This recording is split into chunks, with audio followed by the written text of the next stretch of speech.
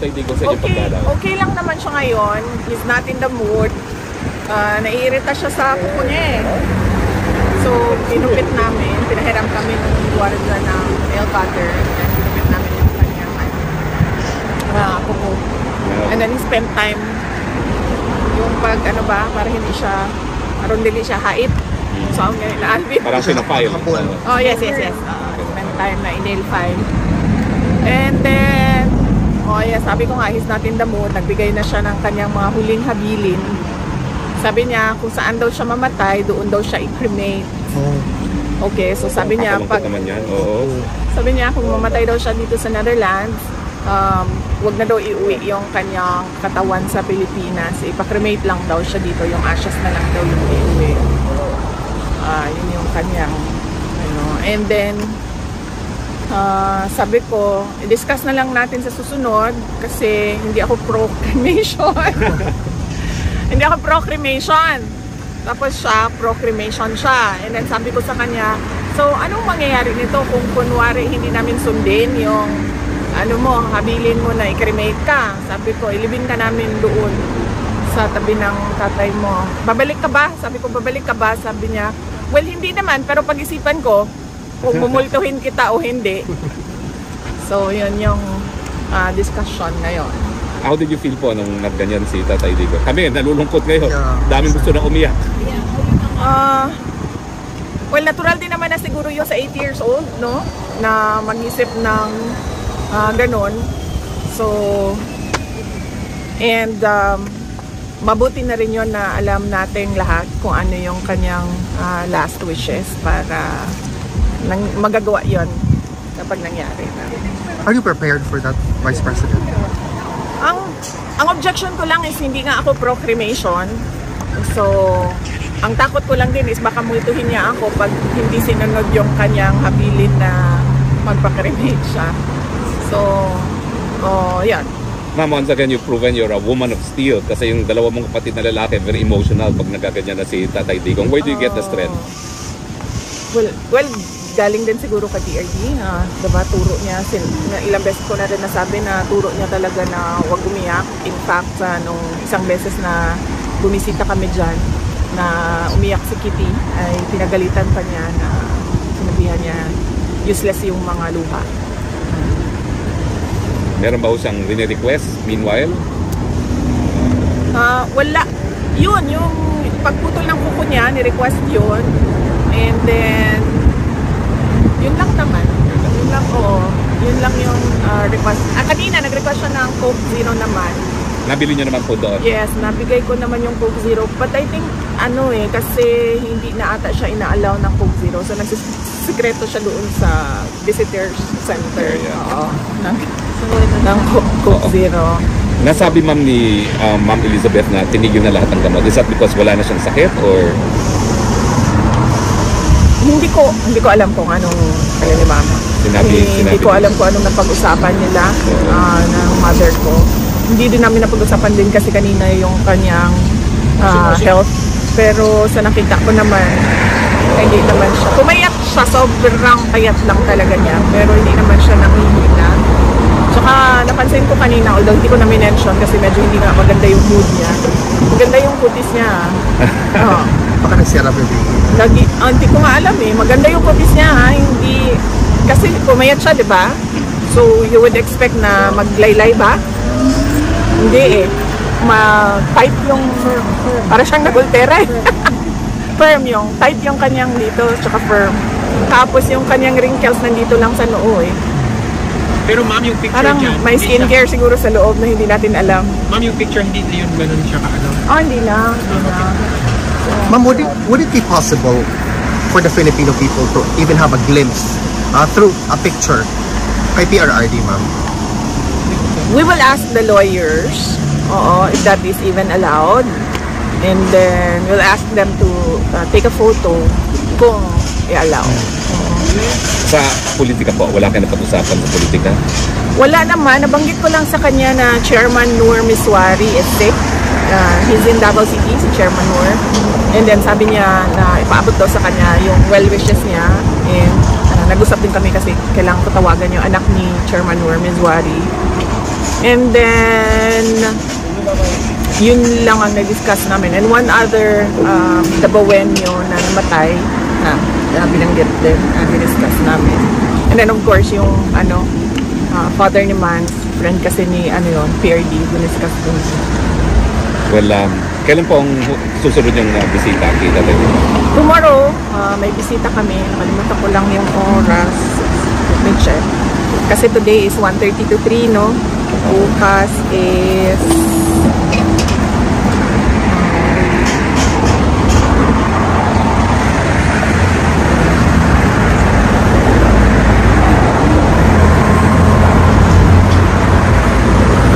bukas ay... alas 2. 2 o'clock. 2 to 3:30. 3:30. Ay, sorry, Wednesday, no? Wednesday. 3 to 4:30. 3 to 4:30. So late tayo bukas po. July 9, no? Tama ba ko? July 9, yes. 3 to 4:30. Hindi ba nag-work po yung usual charm ninyo sa kanya na pag nakikita kayo, he lightens up? Wala today eh. I think si Manasseh ata yung kinainisan niya eh. Bakit po? Ay, nandito pala si Atty. Mans. Hi, Atty. Mans. Join us, Atty. Mans. Hindi namin alam na nandito ka pala. So nakapasok po si Atty. Mans? Oo, kami yung partners today. Kaya nga, I was going to ask nasan si Ma'am Elizabeth. Wala. Si Manasseh na yun. So, I think si Manasseh yung... Can I ask a question on a different matter? What's your reaction to alias Rene recanting his previous statements against you, your father, and Pastor Kibuloy, and now he allegedly said, or actually stated na binayaran siya ni Senator Risa Ontiveros? Yes, that is a very serious accusation, and it should be answered clearly kung ano ba talaga ang nangyari, and kung sa tingin ni alias Rene na dapat siya ay mag-file din ng kaso, ay dapat gawin niya din yon para nasasabi niya yung totoo sa loob ng korte at nakakasagot din ng maayos yung mga akusado sa loob din ng korte. Nabasa ko na yung publicly, no? In fact, merong mga nakalagay doon na nakasama niya ang mga witnesses ko, no, ng ICC doon sa isang bahay kung saan pinatira ni Senator Ontiveros. Is that a reason for concern po na allegedly, tanim ebidensya, tanim testigo, tapos meron siya mga nakasama rin ng mga testigo na dadalhin dito sa ICC na posibleng tanim testigo rin? Oh, yes, of course. Oo. In fact, sinabihan ko din ng lawyer ni President Duterte na meron nga gano'n na statement yung witness against Pastor Kibuloy na ngayon ay nagsasabi na hindi totoo yung mga sinabi niya. Sinabi niya na nakasama niya sa tirahan mga witnesses ng ICC. Yung minsan po, in-advise niyo si Kong Pulong to seek the speakership. Ano kong status na? Hindi ko alam sa kanya. Hindi ko alam sa kanya kung seryosohin niya yung suggestion ko. But wala pa kasi akong balita kung anong mga gagawin niya. Wala kayong balita kung sinong incoming speaker, incoming Senate President? Wala akong balita with the Senate and the House of Representatives sa ngayon.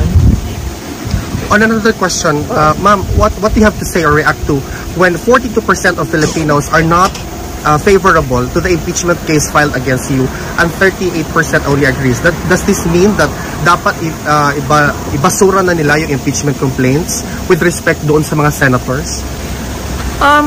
Well, siguro marami sa ating mga kababayan naiintindihan kung ano yung ginagawa laban sa akin at sa aming pamilya. It's pure political persecution at harassment. Dapat bang ibasura? Tingnan ng mga senator judges yung mga arguments namin dahil marami kaming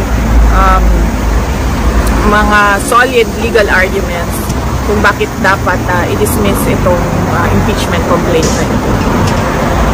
Aabutan niyo ba ho yung first day ng impeachment pag-uwi ninyo or wala pa kayo on the first day of the right before the SODA? Will you be home?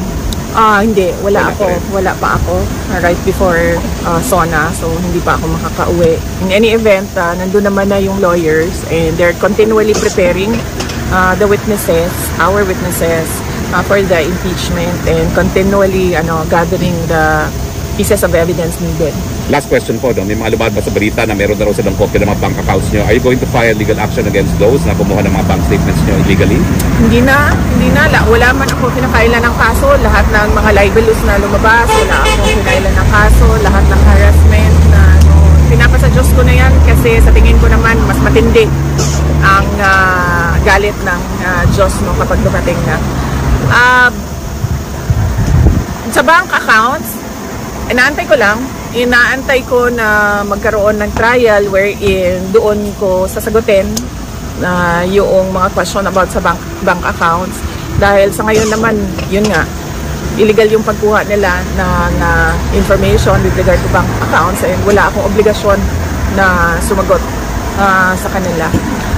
Pero kung hindi matuloy yung impeachment, I will endeavor na umupo para sagutin yung mga allegations nila sa impeachment through the public.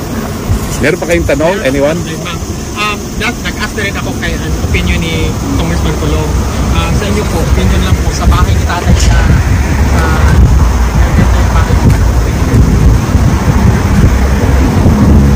opinion ko as a lawyer, kasi I think na-acquire yung property during sa live-in nila ni Hanilet and ni PRD, and so it is ang status nun is co-ownership. Kaya niya siguro ibenta yung kanyang share pero hindi niya pwedeng maibenta yung kay PRD, and depende na rin yon sa mapapag-usapan nila dalawa ni Hanilet at ni President Duterte kung anong gagawin nila sa bahay.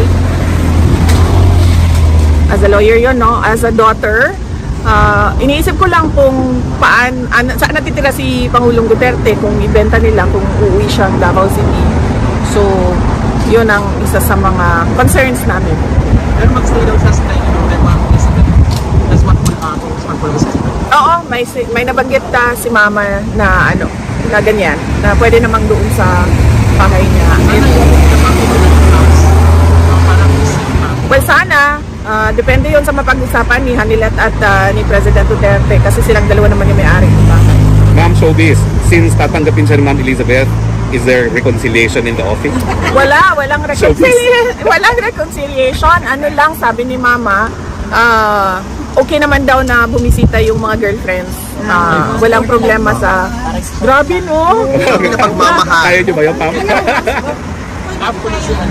Kaya yun, Ma'am? Ma'am, meron bang... Wala na sigurong parang friendship yung kanila. Parang sport. Ma'am? Ang tawag dyan? Ay malay natin, baka mamaya kasalan of the century paglabas si Tatay Digong. Well, hindi ko na rin i-advise na magpakasal sila at Ikaw, flower girl, Ma'am.